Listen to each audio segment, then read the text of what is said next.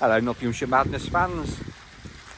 Well, it's like a meeting of great minds today, but instead we've got a meeting of two Brompton T-lines. You've seen mine. Excuse me shadow, but it's the sun's low. It's that time of year.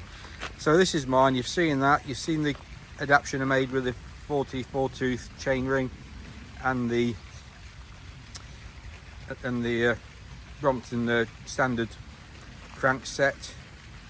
I've got further work to do on that. I'll show you that in a minute. And then I've got Mark's. This is Mark's T-line. That's the first batch. It's about number 600 of production. Remember all the criticisms, the welds and the holes, and it'll fill with water and all this and all that, and all the crowning experts that came out with all the rubbish.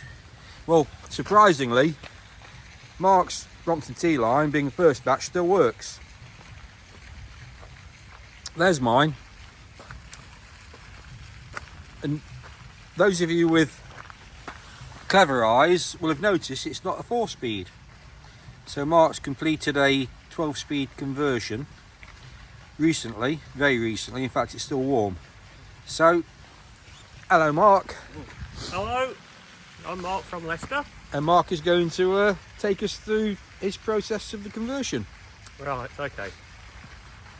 So, I actually bought this kit from Brilliant Bikes, ordered it. It took about 6 months to get here, and that was down to production restrictions because Brompton obviously was concentrating on their production, and obviously didn't want to let anybody have the aftermarket kits. But it arrived about 2 weeks ago.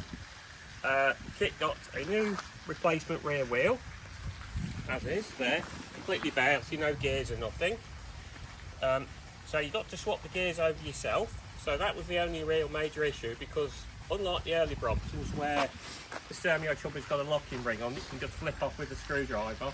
This has obviously got a Shimano proper nailed spline nut, which you can't. So a local bike shop, I just took the hub down, took the complete new wheel down. The new wheel and the old wheel says, can you just swap these over? They did, charged me 10 quid, took them about 3 minutes. So that was the only hard bit. The rest is easy, you can do yourself. Swap the tyre and everything over. The kit consists of the wheel, a complete new shifter. The whole of this is a replacement. Got the new bigger bell on, because obviously it had the silly little bell on the early ones that you couldn't hear. So all that come complete. A set of cables, your new cable and everything, so they're all replaced there. You obviously get one of these included, this piece here, and then your gear chain selection and everything, and then you get the nuts and bolts in another kit, and that's it. You basically then fit them all on, which is fairly easy doing. There's no instructions with the kits, but if you've watched Brilliant Bike videos and things, they tell you how to take a wheel off and everything. If you've got a friend that's got a 6-speed, you know where the cables run and everything, and that's basically it. I mean, the hardest bit really is taking your brake cables off, because you don't get the ends of the nipples, you don't get these in the kit. So of course you have to take the front one off, because obviously that's the front brake one, because you need to obviously replace this cable, and all the inner cable and everything has obviously got to come off the original handle. So you know that, and then carefully put the other nipple back on again, which we've done. Can't see, it's around the other side, and then that's basically it. It didn't take too long to do, and it works brilliantly. And you've got a replacement kit, that means it's standard Brompton.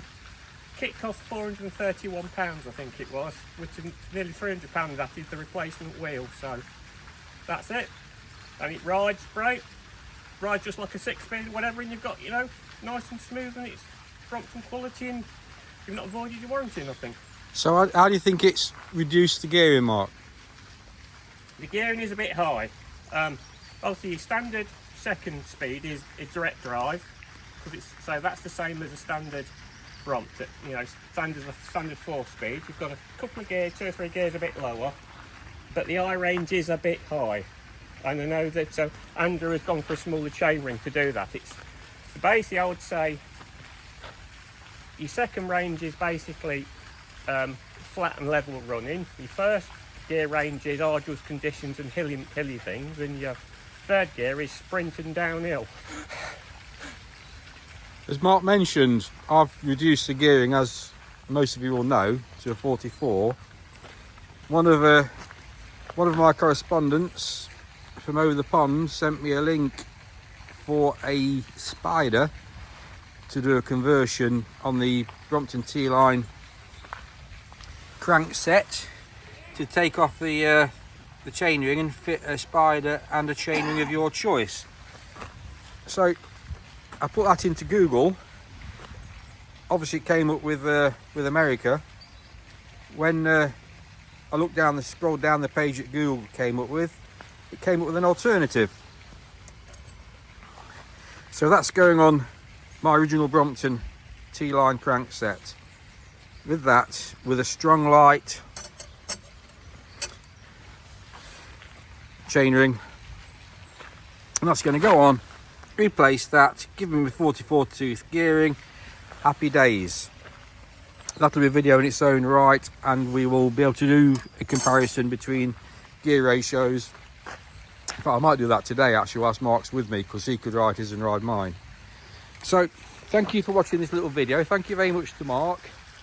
I'm going to post something on the Facebook group, Nottinghamshire Madness by Andrew Marshall, about the parts list from Mark's paperwork from Brilliant Bikes. I won't photograph the paperwork, I should just do a parts list of what they sent him, and that's it. Thank you for watching, and I'll catch you on the next one.